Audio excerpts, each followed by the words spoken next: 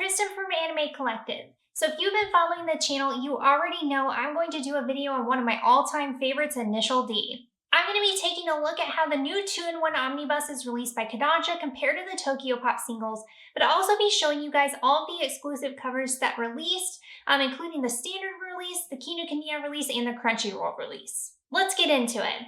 Initial D debuted in the 90s, and to this day, it still reigns supreme as one of my top series to ever release, whether it be the anime or the manga by Shuichi Shigeno.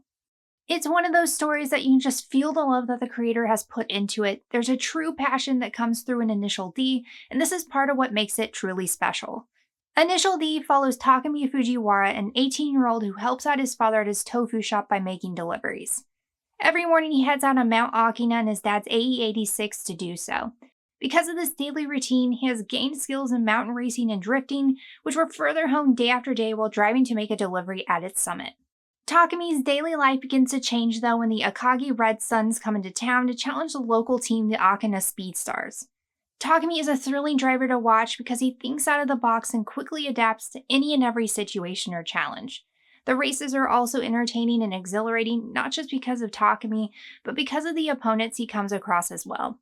Each with a unique driving style, every race feels fresh and the bar is constantly being raised. The races unfold in a way that makes them unexpected and exciting, and the cars, whether in motion or not, are beautifully drawn. It's one of my favorite manga to ever release, and it's an absolute classic through and through, so needless to say I had long been dreaming of a new release of this series, so when Kodansha announced 2-in-1 omnibuses, I couldn't have been more excited, and the wait for Volume 1 is finally over. So Initial D is complete with 48 volumes. That said, it's expected that 24 omnibuses will be released. This is the first time the series will be released in the United States since its initial release by Tokyopop in 2002. Tokyopop only released 33 of the 48 volumes though, so it is incomplete in this format. I will be comparing the 2-in-1 to the original Tokyopop singles so you can see how they differ firsthand. One thing I will say is that when it comes to ease of collecting, the Initial D omnibuses are going to make getting into Initial D a lot more accessible for those looking to get into the series for the first time. As long as everything goes according to plan, this will be the first way that you can collect the series fully with English translation, given that the Tokyopop singles stopped releasing at volume 33. Since the Tokyopop singles are out of print, are rare, and have a collectible nature given that some volumes come with collectible cards inside, they are harder to track down at a good price. That said, you can find full sets from time to time. There are some listed on sites like eBay right now, but they are costly. You can find the Tokyopop singles at used bookstores for cheap prices on occasion, but given how hard it is to find these singles, buying them all in one go may be the most cost-effective way to collect this series if you're looking to get them.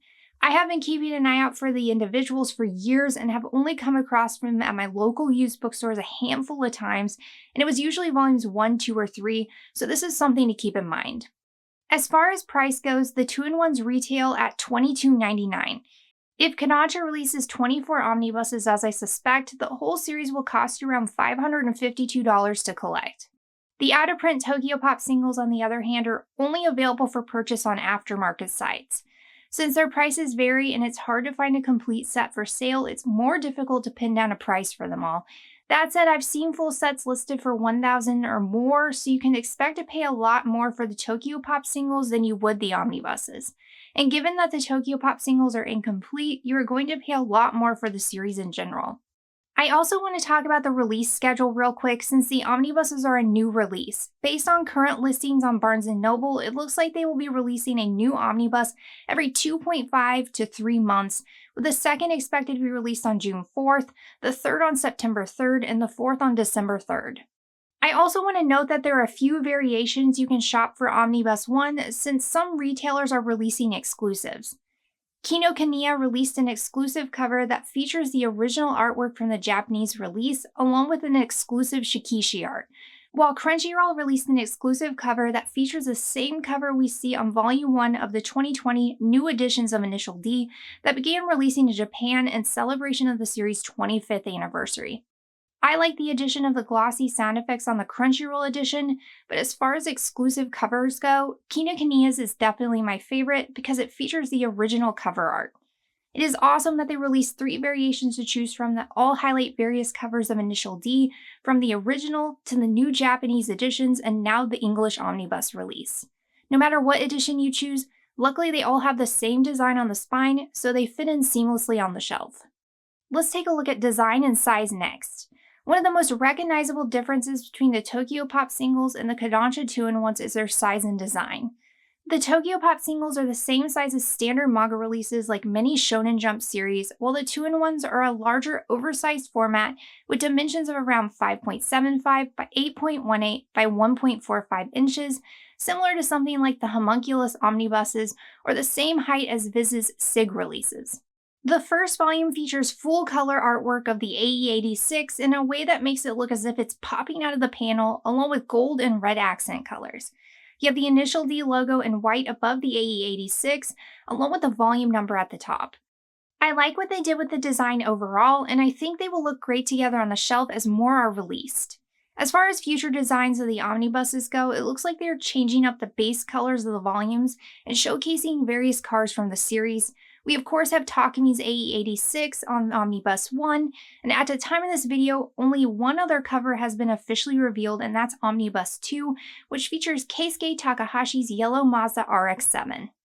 I will say that I'm a fan of the original Japanese cover art, but I do prefer the design of the omnibuses a lot in comparison to the Tokyopop singles, which feature black and white artwork that was partially colorized on the front, along with the initial D logo at the top.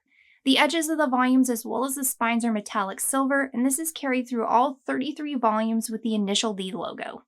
As far as page and print quality goes, the Kodansha omnibuses feature better contrast and the panels are more crisp overall. The paper in the omnibuses is of better quality than the singles, printed on paper that has an off-white color with an eggshell-like texture. A positive to the omnibuses is that the panels stand out more thanks to the larger format, especially those 2-page spreads. The Tokyopop release was also printed on off-white paper, but when you find them, they often appear more yellow, which makes sense given their age. Despite this, the print quality of the Kodansha omnibuses is all around better, with darker blacks and better midtones, and you can see the details better as well. That said, the paper Kodansha chose is more so the type you see in standard releases, and while the best you can collect of Initial D so far, it isn't as high quality as some of the papers we've seen in other omnibus releases, such as Homunculus and Innocent to name a few. I wanted to mention this because I think there's still room for improvement with Kodansha's omnibuses in particular when it comes to page quality.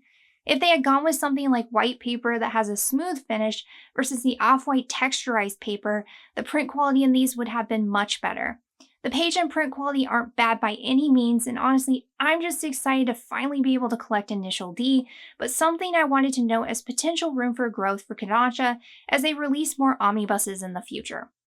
Readability-wise, I have no issues to report with either release as both are similar with their glued spines. The singles are comfortable and easy to read, but so are the omnibuses.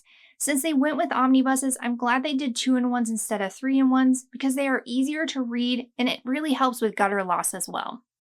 I will say there are issues with gutter loss from time to time, particularly with 2-page spreads, but nothing that I would consider a deal breaker. I noticed fewer gutter loss issues though in the omnibuses than the singles thanks to their larger format. Up next, let's take a look at translation, lettering, and sound effects. One of the most notable differences between the two editions is their translation and lettering. The updated translation and lettering featured in the new 2-in-1 omnibuses make them stand apart from the original singles. These improvements in translation are consistent with other series I've picked up that were initially released by Tokyopop and later updated by different publishers. Generally, I've noticed that these newer editions consistently have better translations than their Tokyopop counterparts, which makes sense given the time many of their series were released. In comparison, the new editions have markedly better translations than the older versions do. The updated omnibuses have corrected grammatical and structural errors with dialogue that sounds more natural and flows more smoothly. On top of that, these revisions offer a more accurate representation of the original content, and it reads better overall as a result. The lettering has seen a significant upgrade in the 2-in-1 omnibuses too. The lettering just overall seems to fit the series more in comparison to the singles. The layout of the dialogue boxes makes them easier to read but also enhances their aesthetic appeal. Overall, the 2-in-1 omnibuses feel more complete as a result. I appreciate the fact that they kept the original hand-drawn sound effects as well. Another new addition to these omnibuses is that they've added translated sound effects directly on the page underneath the original hand-drawn sound effects. And the Tokyopop singles, they were left untranslated, so if you're someone who prefers to have translations, the Kodansha omnibuses are the only release with them. As far as new content and extras go, I didn't notice any new material in the Kodansha omnibuses versus the singles, aside from those nice color pages you see in the beginning. The color pages they included in the start of the omnibuses are beautiful, and they are printed on matte white paper that's very similar to the paper that's used in the Parasite full color collections. They also included a full color page that features Volume 1's cover art, which is a nice addition, but it's the 2-page spread of Takumi and his AE86 that I love the most. I'm really happy they included these color pages in the beginning because they are a nice touch. Now that we've gone over everything, what's the best way to collect Initial D? Usually I'd say it depends on what you are looking for, but since the Tokyopop singles don't fully collect the series, and they have worse page and print quality as well as worse lettering and translation, and are extremely expensive to collect, I wouldn't recommend them unless you're a massive fan of the series and absolutely have to have them. This is mainly because of the better translation you get in the new release, but also because the Tokyopop singles are not complete with only 33 of the 48 volumes. The Kodansha omnibuses, on the other hand, are going to be a more cost-effective way to collect the series, and they have made massive improvements to the translation, have better page and print quality than the singles, and the panels stand out more thanks to their larger format. I think they are hands down the best way to collect the series right now, and I couldn't be happier that Kodansha is releasing one of the all-time greats, Initial D. What do you guys think about the new edition? Let me know in the comments. Thanks as always for watching, and I'll see you all next time.